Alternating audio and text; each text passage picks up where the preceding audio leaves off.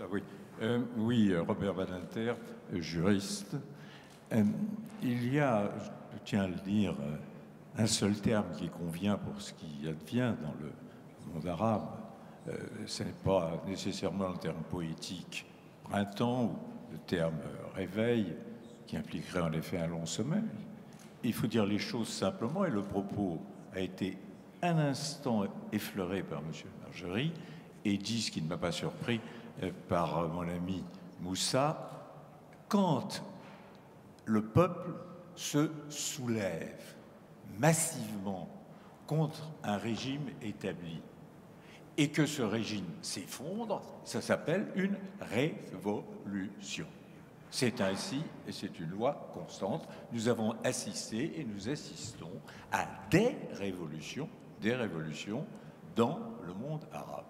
Alors, à partir de là, et sans en rien chercher aucune référence historique particulière, sauf à rappeler que les révolutions s'achèvent parfois, je ne dirais pas souvent, mais différemment de ce que l'on pensait au départ, et que, comme le disait Danton, grand connaisseur, Saturne dévore volontiers, la révolution aussi, ses enfants. Alors, je pose la question, et particulièrement à Moussa, il sait pourquoi. Nous avons assisté à deux élections. Nous avons assisté à une élection en Tunisie, nous avons assisté à une élection en Égypte.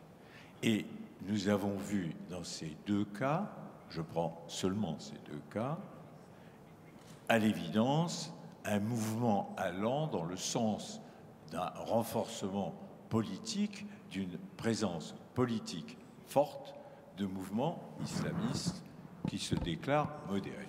Et la grande question que nous nous posons, précisément parce qu'il s'agit de révolution et qu'il y a un processus révolutionnaire, c'est: va-t-on, pour être simple, vers un modèle à la turque, islamisme modéré et moderne, ou va-t-on assister au contraire, à la faveur de ces mouvements, à un résultat exactement inverse, c'est-à-dire des islamistes qui ne seront pas du tout modérés? C'est une question d'une importance exceptionnelle. Merci beaucoup, Monsieur Badinter.